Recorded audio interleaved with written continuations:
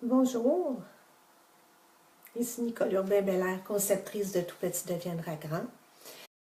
Bienvenue pour ce live.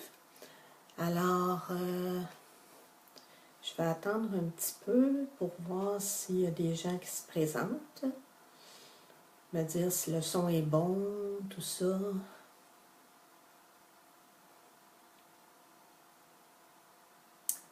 Je vois pas personne, en tout cas j'espère que ça fonctionne bien. Je vais vous expliquer un petit peu pour les nouveaux qui vont voir la vidéo, c'est quoi Tout Petit deviendra grand. Eh bien, Tout Petit deviendra grand, j'ai conçu afin d'inspirer, d'accompagner et de soutenir le parent dans son rôle de guide. Ah, je vois des gens qui arrivent. Bonjour Alex, Isabelle et puis Nathalie. Allô, comment ça va? Est-ce que vous voudriez me dire si le son est bon, s'il vous plaît? Je vais regarder si je vois les commentaires en même temps. Non, je vois pas de commentaires.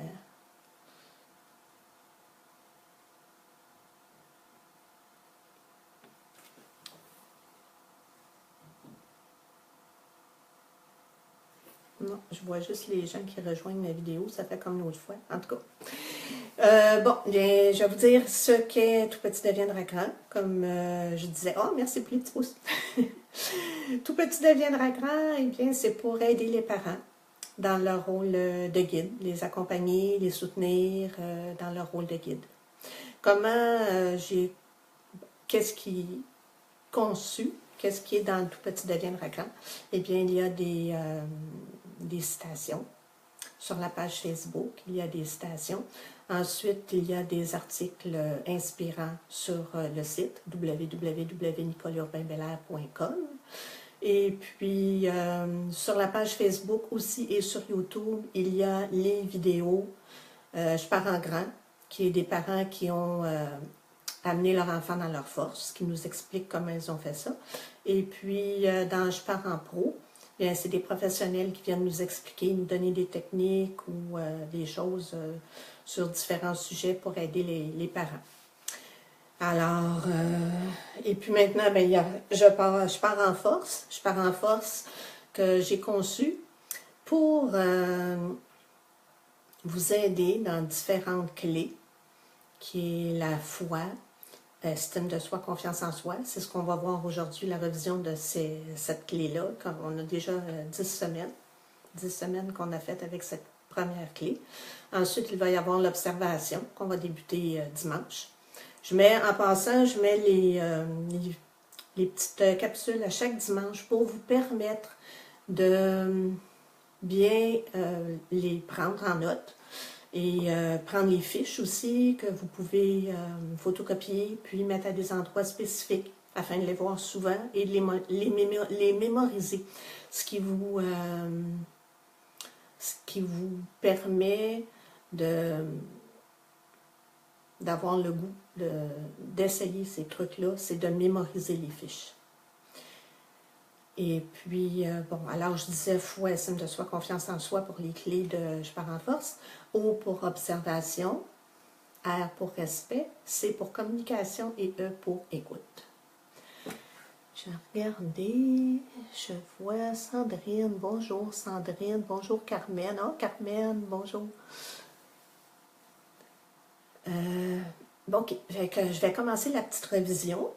Je vais essayer de faire un petit live pas trop long, puis juste pour vous remettre dedans, pour voir tout ce que vous avez vu en 10 semaines. J'aimerais ça savoir si vous avez fait des choses dans ça. J'ai demandé des questions, j'ai rien reçu. Alors, je vais y aller avec la révision. Puis, si ça vous le dit, de marquer dans les commentaires tantôt, à mesure que que le live va avancer. Moi, je vois toujours pas les commentaires. Il va falloir que... Je comprends pas. En tout cas. Bon, alors, la première semaine était sur la confiance en soi parentale. Excusez, je vais lire en même temps un petit peu mes notes parce que moi aussi, c'est comme une révision pour moi aussi.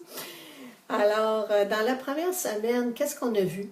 On a vu la confiance en soi parentale. Je trouvais ça important de commencer par ça parce que quand on est parent, souvent, premièrement, avant d'avoir l'enfant, on se demande, est-ce que je vais être un bon parent? Est-ce que je vais bien faire les choses? Tout ça. Puis une fois qu'on a nos enfants, bien, cette confiance en soi parentale est souvent remise en question par différentes choses. On se demande tout le temps, est-ce que j'ai dit la bonne chose à mon enfant? Est-ce que j'ai fait la bonne intervention? Est-ce que je suis un bon parent? Alors, excusez-moi, cette confiance parentale est mise souvent à rude épreuve. Premièrement, on a vu que c'était par les propos, les conseils, des fois que les gens nous disent « Ah, tu ne devrais pas faire ça comme ça, moi je m'y prends de telle façon, tu devrais essayer de cette façon-là, tu es trop sévère, tu n'es pas assez sévère. » En tout cas, on a plein de conseils de parents, de gens qui essaient de nous aider, puis quelquefois ça vient nous remettre en question en tant que parents. Il y a aussi les jugements ou la peur du jugement. Je donnais comme exemple un enfant qui fait une crise dans un magasin. On a l'impression que tous les gens qui sont là se mettent à penser des choses, se mettent à nous juger. Si on sort l'enfant rapidement du magasin ou quelle que soit l'intervention qu'on fait avec lui, on a l'impression que les gens nous jugent là-dessus. Ça aussi, ça vient mettre notre confiance en soi parentale à l'épreuve. Et puis, il y a aussi le non-savoir de certaines choses. Là, ici, je pense, l'idée, ce qui me vient le plus facilement comme exemple, je dirais aller coucher un bébé avec une bouteille de lait. Souvent, on fait ça, on est porté à faire ça pour l'aider à s'endormir. On dit « Ah, je vais aller donner sa bouteille, je vais l'endormir avec », mais c'est pas une chose à faire. Au niveau de la dentition, c'est vraiment pas bon. Par la suite, il y a tout ce qui s'ensuit, le dentiste et tout ça. Alors, c'est un des exemples que je pourrais vous dire de points que quelquefois on n'est pas au courant de certaines choses, qu'on agit, on fait des actions, puis après, il faut revenir puis recorriger ce qu'on a fait.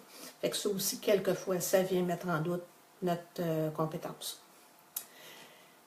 Et le dernier, non le moindre, les propos de nos enfants. Lorsque mon garçon m'était arrivé, il m'avait dit « Moi, là, je suis tout petit, j'ai peur, je suis obligé de dormir tout seul dans mon lit. Vous êtes grands, les adultes, vous n'avez pas peur, puis vous dormez ensemble. » Ouais. Il y a des enfants, des fois, qui nous arrivent avec des arguments comme ça, qui viennent, là, on ne sait plus trop quoi répondre, puis ça aussi, ça vient nous brasser un petit peu en tant que parents. Qu'est-ce que vous faites dans des situations comme ça? C'est triste que je ne vois pas encore les commentaires. J'aurais tellement aimé ça, voir ça, parce que qu'est-ce que vous faites? Est-ce que vous vous remettez en question en tant que parent quand des choses comme ça arrivent? Ou est-ce que vous persistez dans votre façon de faire en vous disant, ben, regarde, moi je fonctionne comme ça, puis les gens, ils diront ce qu'ils veulent, je continue dans ma façon de faire. Ou vous cherchez une autre solution. Ou vous cherchez d'autres façons de faire, justement. Alors, c'était toutes des petites choses que je voulais vous faire intérioriser en vous-même, à savoir vous poser ces questions-là. Qu'est-ce qui se passe dans ces cas-là? Puis justement, dans l'appel à l'action qui est très important, c'est noter ce qui vient le plus ébranler votre confiance en vous parentale et puis vos réactions quand ceci vous arrive. Alors, j'espère que vous faites les petits exercices parce que tout ça, toutes les semaines, de semaine en semaine, vous pouvez retourner, admettons que vous êtes rendu à la semaine 4, vous pouvez retourner à la semaine 1, il s'est passé quelque chose sur votre confiance en soi parentale, votre confiance parentale, vous pouvez aller inscrire dans la semaine 1, telle chose. J'espère que vous faites les petits exercices parce que ça va vous aider grandement dans votre cheminement. La semaine 2, c'était comme une suite à tout ça. Hein? C'est quoi un bon parent? Bien, un bon parent, ben, c'est avant tout une image. On a une image d'un bon parent. Chaque personne a une image spécifique de c'est quoi un bon parent. Puis cette image-là est différente pour chacun de nous. Ça peut être... elle peut venir de plusieurs facteurs, cette image-là. Elle peut venir de notre éducation, elle peut venir de notre religion, elle peut venir de la façon qu'on voit les choses, dans nos valeurs, notre nationalité. En règle générale, quand ça ne va pas, je cherche des solutions. Je te consulte et je fais appel à des experts comme toi. C'est ainsi que j'ai trouvé les fleurs de bac. Ah, merci Sylvie!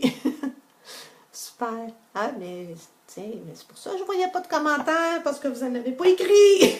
Je viens de comprendre. Bon, mais je suis contente de savoir que ça fonctionne, les commentaires. OK, alors, qu'est-ce que j'étais en train de dire? Oui, les fleurs de bac, oui, je me souviens d'avoir marqué, d'avoir mis un petit truc là-dessus. C'est ça. Alors, le bon parent, je disais que ça vient de plusieurs facteurs, mais le premier facteur, le facteur principal, c'est nos valeurs. Alors, chaque personne a des valeurs. Je dirais que les valeurs sont pas mal les mêmes pour chacun, sauf qu'elles sont placées différemment, de façon différente.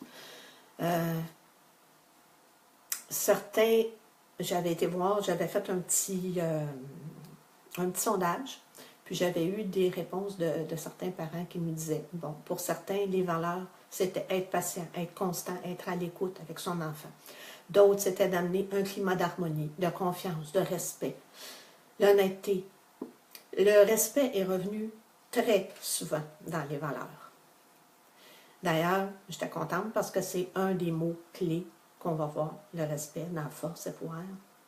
Respect. Ensuite, ça peut être favoriser l'entraide, ça peut être la créativité, la bienveillance. Chaque parent avait des choses très spécifiques, la persévérance, persévérer dans nos actions pour nos enfants. Le partage, la solidarité, l'empathie, la gentillesse, la douceur, d'être attentif avec son enfant. C'est toutes des valeurs qui ont ressorti dans le sondage que j'avais effectué. Et puis, ce que je trouve très important aussi, c'est que chaque enfant est unique, on le dit souvent. On dit que les enfants sont différents, mais moi j'aime bien dire que chaque enfant est unique. Et puis, chaque parent est unique aussi. Et ça, il ne faut pas l'oublier. Parce que c'est super important. Il n'y a pas un parent, comme je vous dis, on a toutes les mêmes valeurs. Les valeurs sont placées à des endroits différents. Pour un parent, ça va être plus important de faire telle chose. Pour l'autre, il va mettre ça en deuxième. Il va avoir une autre priorité. Puis ça, c'est correct. C'est correct parce qu'on est unique. Puis on a notre personnalité. Puis il faut fonctionner avec notre personnalité. Puis c'est important aussi de faire découvrir qui on est à nos enfants. Super important. Autant que nous, on les découvre jour après jour, heure après heure. Quelquefois, ils vont faire des choses qu'ils faisaient hier, qu'ils ne faisaient pas hier, c'est-à-dire qu'ils vont faire aujourd'hui. On apprend à les découvrir, on apprend à découvrir leur caractère, on apprend à découvrir leur créativité, leur façon d'être, leur façon de voir les choses.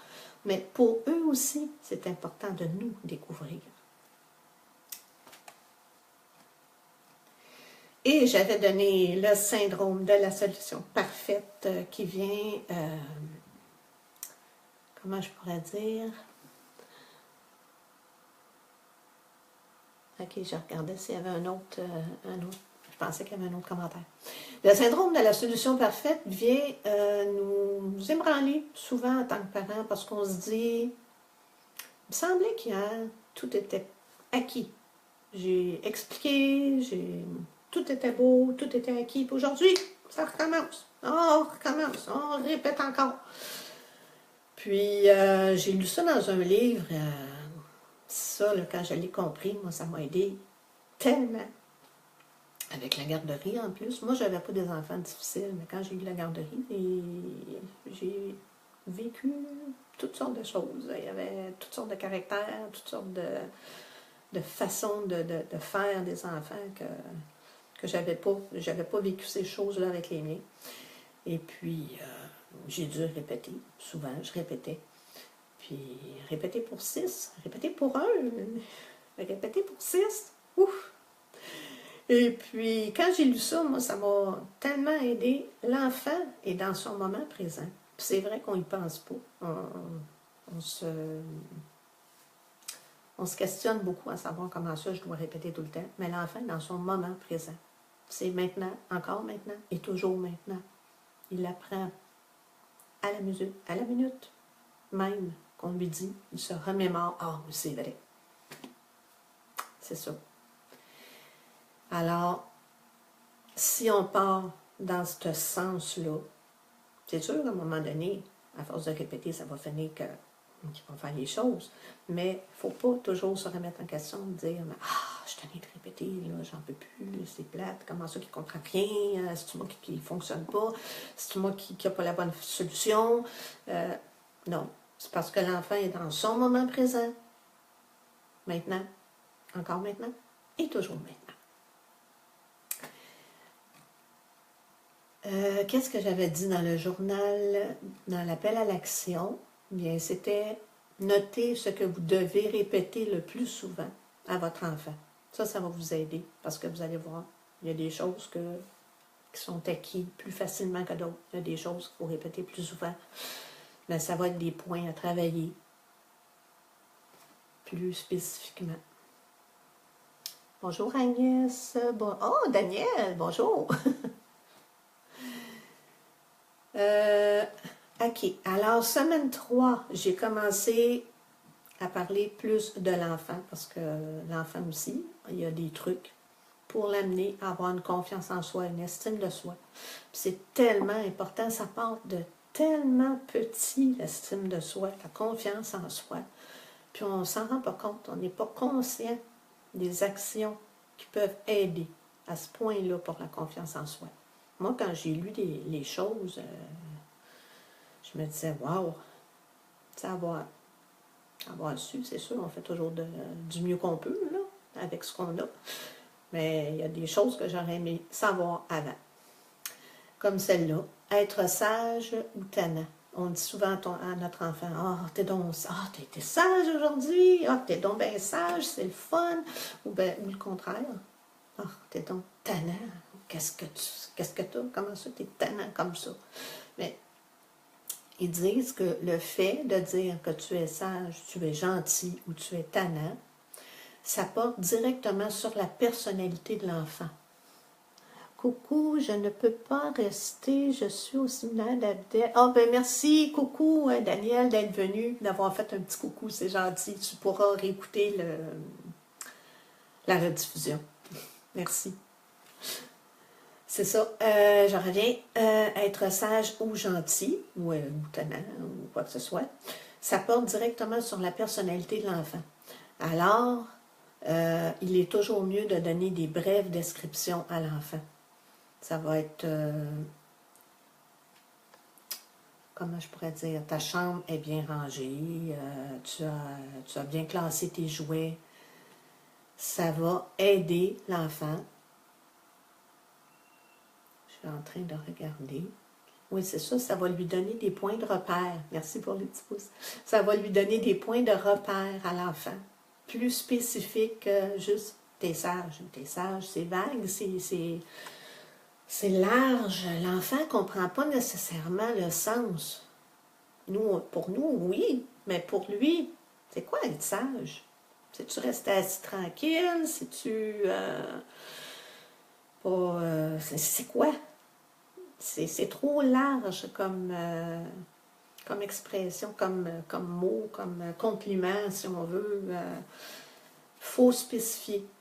Pourquoi on trouve que l'enfant est sage? Pourquoi on trouve que l'enfant est gentil? Ben, c'est parce qu'il a bien rangé sa chambre, il a bien classé ses choses, il a réussi à bien classer, il a réussi à occuper sa petite soeur pendant que j'étais au téléphone, puis que moi j'ai pu réussir à finir ma conversation importante au téléphone parce qu'il s'est occupé de sa petite soeur pendant ce temps-là. C'est des choses précises qu'il faut apporter à l'enfant. Et puis, c'est ça, l'appel à l'action dans cette semaine-là était de vous pratiquer justement à chaque fois que... Parce que ça, oui, c'est une pratique. On est tellement porté, on va vite, ah, t'es donc bien gentil. Hey, combien de fois j'ai dit ça à mes enfants? T'es donc bien gentil. Avoir su, hein, j'aurais spécifié. Parce que c'est vraiment une habitude. Il faut reprendre, puis préciser. Ah oui, t'es gentil, oui, parce que t'as fait telle et telle chose. Ensuite, semaine 4, le compliment. Bon, on restait un petit peu dans le compliment super beau. Ah, c'est donc super beau, qu'est-ce que tu m'apportes? Wow, t'es donc ben bon. C'est exactement la même chose que gentil ou tannant. Là, ça ne porte pas sur la personnalité de l'enfant, mais ça porte, c'est pas, comment je pourrais dire, c'est pas assez précis. L'enfant, souvent, va nous apporter un dessin, va nous apporter un bricolage, va nous apporter... Ah, wow, c'est beau! Des fois, il va dire, bah oui, c'est ma mère, c'est mon père. Il dit ça juste pour me faire plaisir. Il me dit tout le temps que c'est beau. Voyons donc. Ça ne peut pas toujours être beau, il dit tout le temps que c'est beau. Souvent, les enfants vont avoir une réaction, des fois, qu'on ne s'attend pas. On se dit, ben voyons, je viens de te dire que c'est beau. Mais non, c'est parce que c'est pas assez, c'est pas précis. Ah, si tu as mis des belles fleurs, waouh, c'est beau, je regarde. Ah, oui, tu as tout agencé tes couleurs, tu as pensé à tout, tu as mis les nuages dans le ciel, tu as mis les petits oiseaux, les fleurs, tu as même mis la poignée de porte. Écoute, c'est les petits rideaux dans les fenêtres, tout ça. Il faut donner les détails. Il faut vraiment donner. Là, l'enfant va se dire, waouh, OK, là, je suis capable de faire telle chose. Je ne sais pas, j'ai été capable de faire des lignes droites. Tiens, on peut dire, tiens, wow, tes lignes sont super droites, tout ça. Il va partir avec quelque chose de précis. Il va dire, ah, écoute, je suis bon, j'ai été capable de faire des lignes droites. Mais je vais aller faire un autre dessin, puis je vais continuer, puis je vais essayer de m'améliorer. Ça donne à l'enfant une vue d'ensemble de ce qu'il peut faire plus précise. Et puis, ben c'est ça. Encore de la pratique pour le journal de bord, pour l'appel à l'action. Pratiquez-vous. C'est sûr que, comme je vous dis, on est porté à dire les choses de cette façon-là, mais il faut se pratiquer à préciser. Et puis, notez aussi la réaction de votre enfant. Vous allez voir, l'enfant va... Vous allez voir, il ne réagira pas de la même façon que juste si on lui dit « Waouh, ah, c'est donc bien beau ».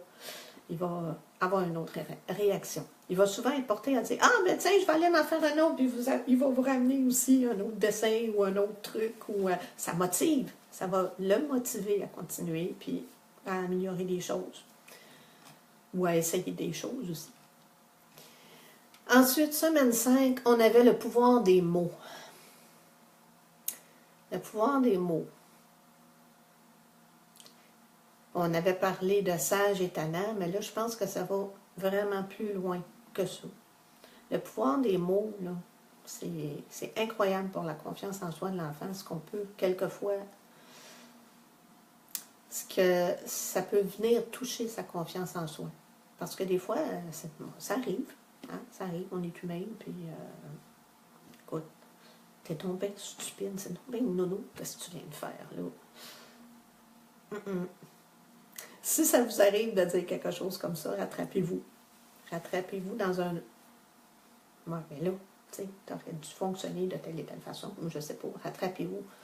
Rattrapez vos paroles pour... Je vais essayer de regarder ici. OK, parce que ce que j'avais marqué, lorsqu'on dit des choses comme ça, l'enfant, il croit, il dit l'adulte, l'écran, lui, il sait ce qu'il dit. Fait que si on arrive et on dit, mais c'est donc bien stupide, ou c'est donc bien nono, ce que tu as fait, ça ne marche pas, mais l'enfant va nous croire. Parce que l'adulte est censé savoir. Donc, à ce moment-là, C'est pour ça que ça brime sa confiance en soi. Parce que lui a confiance en nous, il suffit à ce qu'on lui dit. Le M.G. Notte, le grand psychologue, disait « Si l'enfant accepte l'idée qu'il est stupide, lorsqu'on lui lorsqu'on lui proposera un défi ou une nouvelle situation, il sera porté à se dire « Je suis stupide, alors pourquoi continuer? Pourquoi essayer? Si je ne sais pas, je ne vais pas échouer. » Tout aussi simple que ça.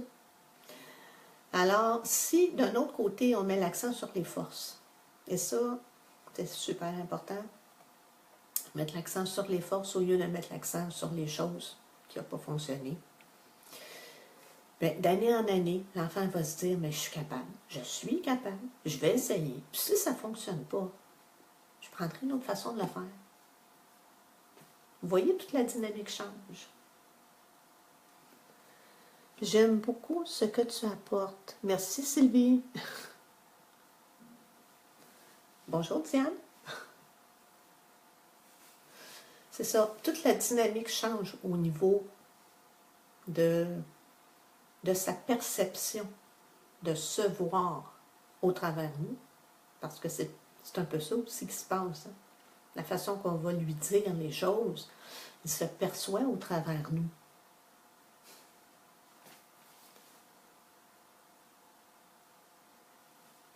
J'essaie de lire, mais je ne vois pas bien. J'en ai une. Je ne sais pas, je ne comprends pas Sylvie.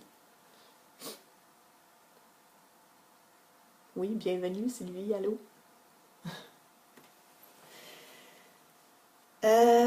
Voilà, alors, c'est ça.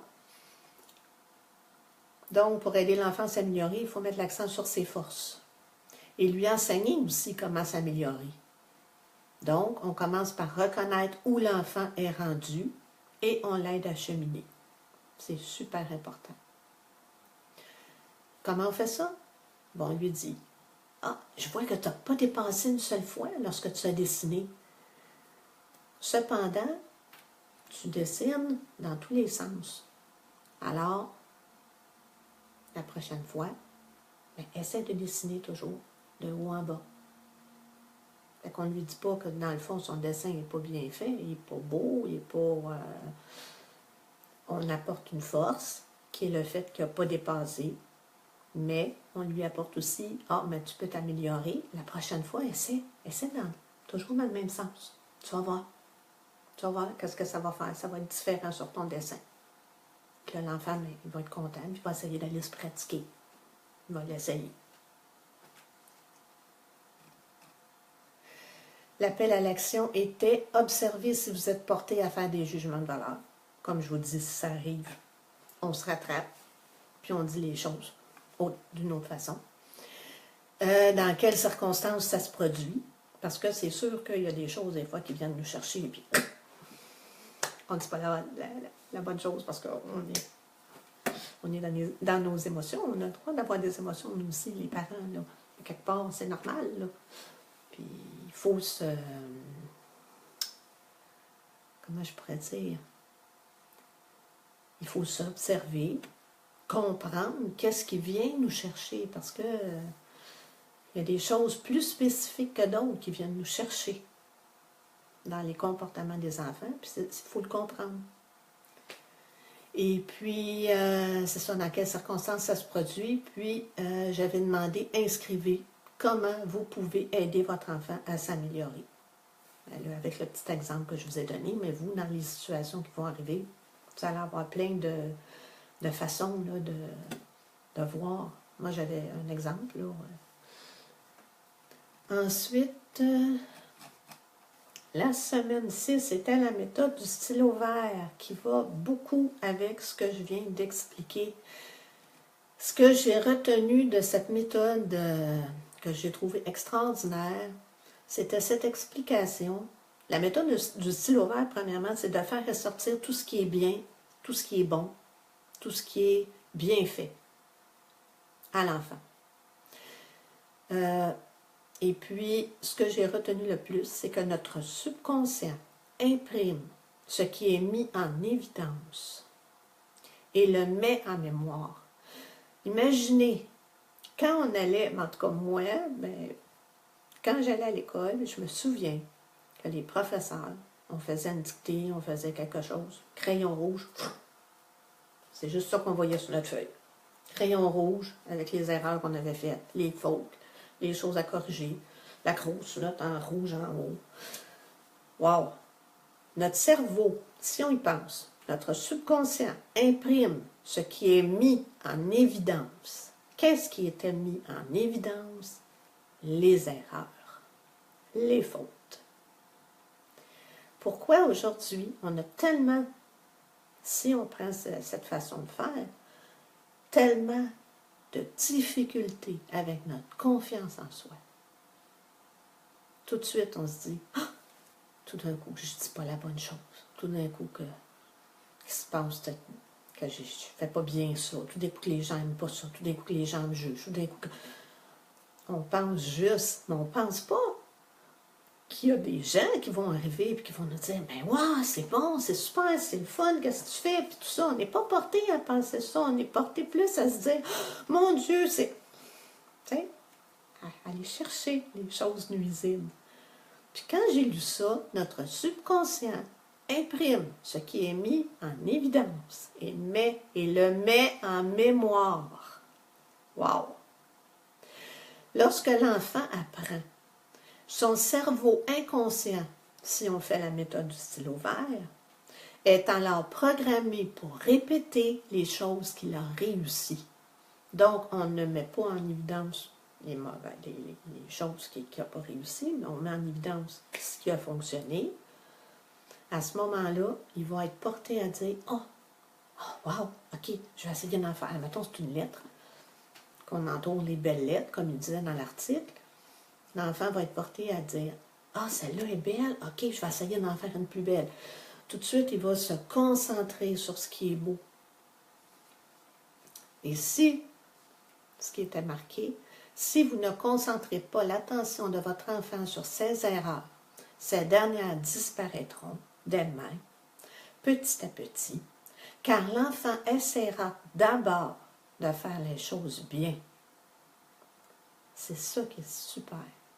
Ce qui lui apporte du plaisir, automatiquement, quand tu fais les choses bien et que tu te fais complimenter sur ce que tu viens de faire, mais ça t'apporte du plaisir, tu te sens valorisé, puis tu as le goût de recommencer, puis tu as le goût de t'améliorer.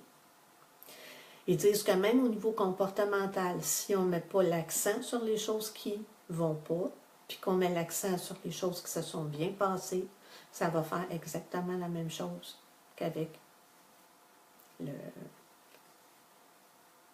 l'article qui parlait des lettres ou quoi que ce soit. Et puis, dans l'appel à l'action pour cette semaine-là, je vous avais marqué, durant la semaine, mettez en évidence ce que votre enfant a réussi et notez ce qui se passe. Notez sa réaction, la réaction de l'enfant. Est-ce qu'il est plus motivé? Est-ce qu'il est plus fier de lui? Et notez la différence d'ambiance dans cette méthode, parce que c'est sûr que l'ambiance va changer complètement. Il va arriver devant ses devoirs, devant ses choses, il va avoir le goût de les faire parce qu'il va avoir le goût de se motiver, le goût de s'améliorer, le goût de se faire dire qu'il a fait bien les choses. Tandis que s'il arrive devant son devoir et qu'il se fait tout le temps dire, ben, ça c'est pas bon, ça c'est pas correct, tu devrais te forcer, tu devrais faire attention.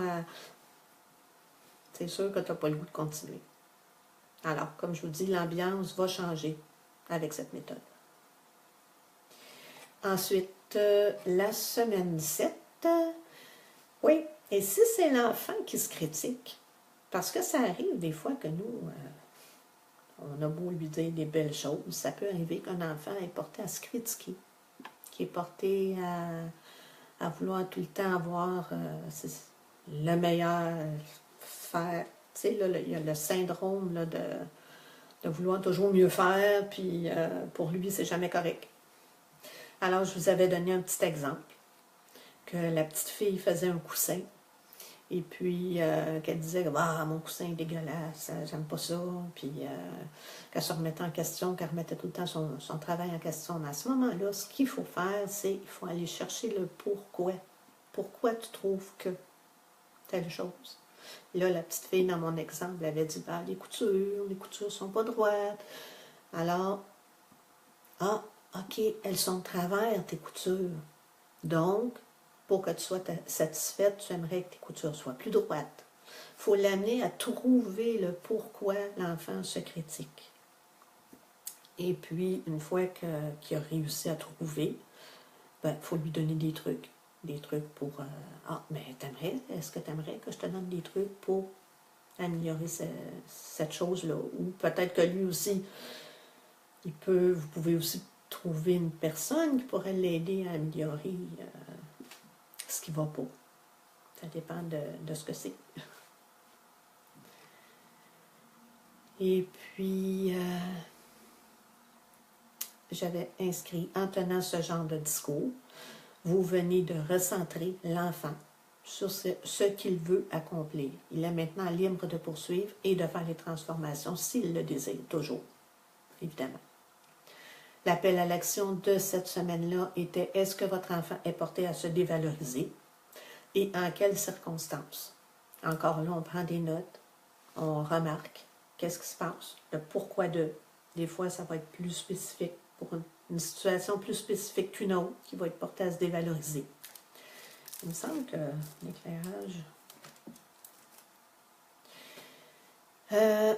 Ensuite, quel discours avez-vous tenu pour l'aider à s'accomplir si jamais une telle chose est arrivée? Et puis, quel truc vous lui avez suggéré? C'est toutes des petites choses que j'avais demandé de prendre en note là, dans votre journal de bord. La semaine 8, mon enfant a été blessé par un jugement venant de l'extérieur. Ça peut arriver. Évidemment, des fois, nous, chez nous, on fait bien des choses, mais des fois, c'est à l'extérieur que ça arrive. Puis bon. Alors, à ce moment-là, il faut redresser comme la situation un petit peu rendue à la maison. Quelqu'un qui va dire, comme j'avais marqué, une écriture négligée, mais ça signifie que les lettres devraient être alignées. Il faut trouver l'exemple qui va recentrer l'enfant sur ce qu'il doit faire pour que ce soit mieux. Les difficultés en maths, mais on fait plus d'exercices à la maison. Tu sais, c'est pas toi qui est pas bon, c'est une difficulté, c'est parce que tu as besoin de continuer, tu as besoin. Les enfants disaient, ah, c'est donc compliqué, c'est donc dur, j'y arrive pas, je suis pas capable. Mais oui, mais c'est là pour ça, comme Daniel disait, les neurones, Daniel Sega avait expliqué, les neurones, c'est avec la pratique. Plus tu pratiques, plus tu vas réussir. Si tu ne pratiques pas, c'est sûr que tu ne réussiras pas. D'où le journal d'abord aussi, que nous aussi, tout le monde, on doit pratiquer. Alors, si je viens de perdre le fil de mon idée, moi c'est ça, si l'enfant disait « Ah, mon Dieu, j'y arrive pas, je me souviens, mes enfants, quand ils allaient à l'école, des fois, puis ils trouvaient ça tellement dur, puis je disais « Mais regarde, c'est pas là pour rien, là, l'apprentissage, tu vas réussir, à force de pratique. C'est correct. C'est comme ça que ça fonctionne. » Puis là, ben, je sais pas, il était plus encouragé à se dire, mais là, regarde, c'est pas moi qui est pas bon, là. Parce que c'est ça qui est important qu'il comprenne, l'enfant. C'est pas lui qui est pas bon, c'est parce que c'est normal, il faut pratiquer. Celui-là qui fait du piano, ben, il va pratiquer tous les jours son piano. Il ne deviendra pas un virtuose du jour au lendemain. Là. Les cours, c'est là pour ça, pour aider, pour qu'il puisse devenir meilleur de fois en fois. C'est ce qu'il faut faire comprendre. Ensuite, c'est ça, à chaque fois qu'on rétablit comme la situation, l'écriture négligée signifie que les lettres devraient être alignées, bon, des trucs comme ça, ça recentre l'enfant, ça procure une aide instantanée à votre enfant. Il ne s'arrêtera pas aux propos qui lui est dit, qui le détruisait au niveau comme de sa confiance en lui, mais plutôt au fait qu'il peut faire une action pour changer ces propos-là. Le journal d'abord, souvenez-vous d'une situation où votre enfant a été blessé par un jugement de valeur venant de l'extérieur et qu'est-ce qui s'est passé et comment vous avez réussi. Si cette situation se reproduisait, comment la traiteriez-vous maintenant que vous savez cette petite information? Peut-être que vous le saviez aussi, puis que vous l'avez fait, puis youpi. Mais c'est ça. Si jamais vous l'avez fait, mais c'est super le fun. Le piège du compliment. Alors, le piège du compliment, j'ai eu beaucoup. Les 2 vidéos où j'ai eu le plus de vues, c'était la confiance en soi parentale et le piège du compliment. Le piège du compliment, t'es le garçon le plus honnête que j'ai jamais vu. T'es le petit garçon ou la petite fille la plus gentille de la planète. Tu es. Et puis, le tu es fait en sorte, d'après le grand psychologue, fait en sorte que l'enfant peut se sentir anxieux parce qu'il a droit à un honneur qu'il ne mérite peut-être pas à ce point-là. Si on lui dit, tu es le petit garçon le plus honnête de la planète, puis il se dit, ben, peut-être que là, je l'ai été honnête, mais peut-être que toutes les fois d'avant, je ne l'ai pas été, je ne t'ai pas dit telle et telle chose, mais toi, tu ne sais pas, mais oh mon Dieu. Tu sais, c'est ça qui arrive. C'est le tu es place l'enfant dans une situation où il se dit, ben, moi, peut-être une petite inconduite. Il pense peut-être pas de cette façon-là, mais inconsciemment, ça va venir le chercher et va dire « Ah! On fait quelque chose de pas correct. » C'est comme pour dire, ben, ils vont peut-être se rendre compte qu'après tout, je suis pas parfait, là. Tu sais, je peux faire des choses. Mais moi, ça me fait penser un peu aux joueurs, les joueurs de hockey, les joueurs de... Des fois qu'on va dire, mon Dieu, les gens, là, c'était le joueur extraordinaire. Puis tout d'un coup, il est plus bon, comment ça? La pression. Moi, cet exemple-là me fait penser à ça. Puis souvent, c'est vrai que nous aussi, en tant que parents, on se demandait, on se regardait, mon mari, on disait, mon Dieu, il ne faut pas lui dire trop souvent qu'il est gentil, là, mais il va nous faire un coup, il va nous faire quelque chose, il va se mettre avec tannant, mais on ne comprenait pas pourquoi. Quand j'ai vu cette explication-là, j'ai trouvé ça tellement super, et j'ai dit, waouh, ok, je viens de comprendre. La voix s'arrête, mais voilà. Je vous donne l'information. Alors, si vous répondez, oui, ok, au lieu de lui dire, tu es le petit ou la petite fille ou le petit garçon le plus gentil, le plus... Comme là, dans mon exemple, c'était le plus honnête. Au lieu de lui dire ça, vous pouvez lui dire, mais ça n'a pas été facile pour toi. Ça n'a pas été facile, hein? Ça n'a pas dû être facile de venir m'avouer que tu avais brisé mon vase préféré. J'apprécie beaucoup que tu sois venu me le dire. C'est sûr que je suis fâchée parce que je suis déçue. C'était mon vase préféré. Mais j'apprécie beaucoup que tu sois venu me le dire. Et ça, la façon de lui dire ça va changer complètement sa façon de percevoir les choses. Parce que là, il va se dire, OK, peut-être qu'avant, je n'ai pas dit la vérité, mais là, je sais que je peux dire la vérité. Ça le motive à continuer dans cette voie. Il reçoit une autre affirmation qui fait grandir son estime de soi parce qu'il sait qu'il peut le faire. Vous voyez, ça change complètement. Dans l'appel à l'action, j'avais demandé, observez si vous êtes porté à dire un compliment du genre tu es. Ça, tous les parents, on est tous portés à dire ça. Et souvenez-vous d'un fait où cela s'est produit. On va avoir à s'observer. Et quand on s'entend dire « Ah, tu es... » quelque chose. Bon, on transforme la façon de la dire.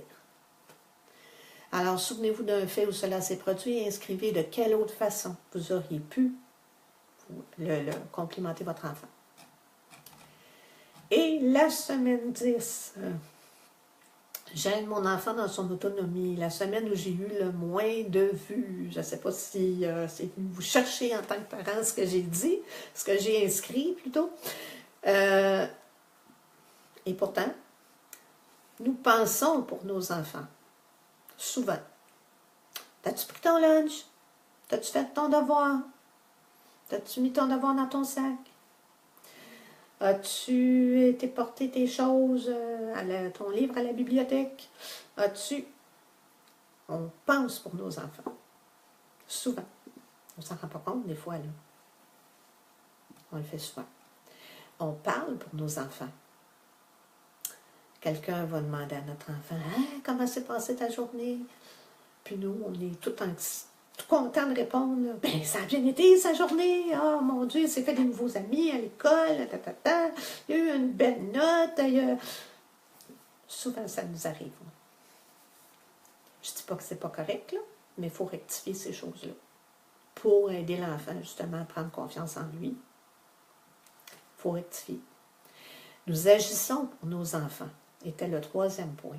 Lorsqu'il a des difficultés, l'enfant a des difficultés à mettre ses souliers ou à mettre son manteau, on est porté parce que la vie va vite, puis on est pressé, puis ça ne nous tente pas d'attendre trop, puis en tout cas, pour plein de raisons, on est porté à faire l'action pour notre enfant. « Ah, viens, je vais t'aider. » On met le manteau, on met les bottes.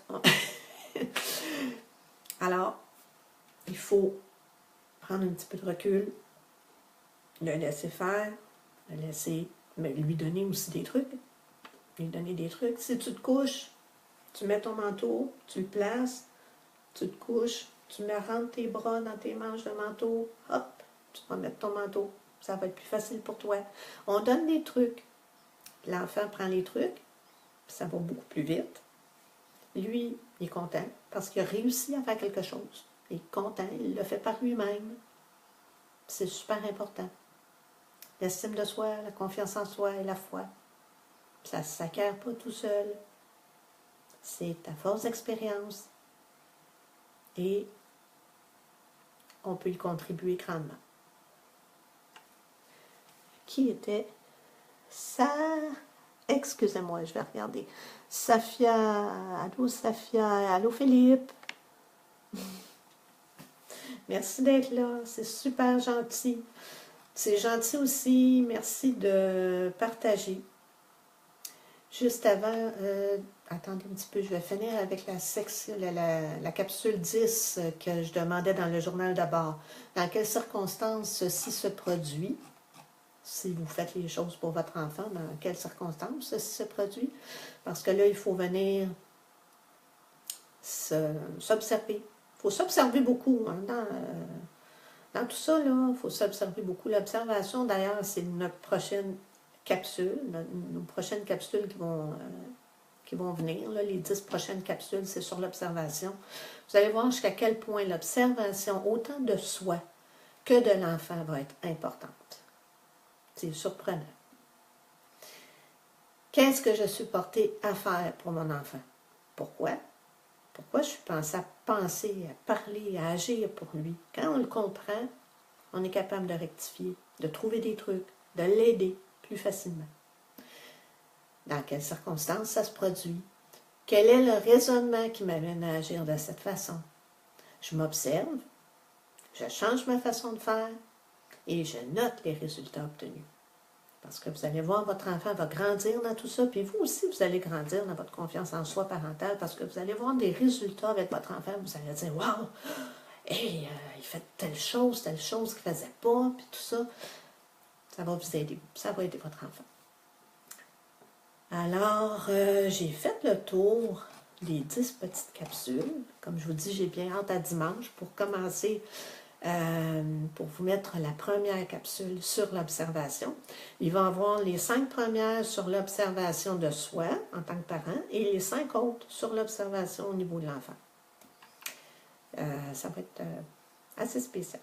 J'ai bien hâte de vous mettre la première capsule. Et puis, bien, je vous remercie d'avoir été là. Je vous remercie de me suivre, de suivre les capsules.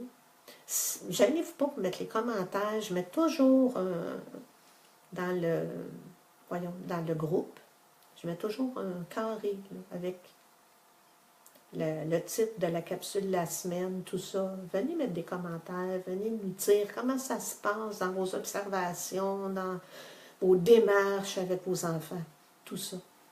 Ça va me faire plaisir de vous lire. Et puis, c'est ça, gênez-vous pas pour partager, parce que souvent les gens ne le savent pas. Plus vous mettez des j'aime, plus vous mettez des cœurs, des pouces, plus vous mettez des commentaires, plus vous partagez, plus on a de visibilité sur Facebook. Parce que Facebook se sert de ça. Plus on a des commentaires, des j'aime et tout ça, et des partages, plus on a de visibilité. Alors, je vous remercie d'être là, je vous remercie d'avoir été là. Merci d'être là pour ces petits êtres qui ont tant besoin de notre amour, de notre soutien. Merci beaucoup et à la prochaine. Bye.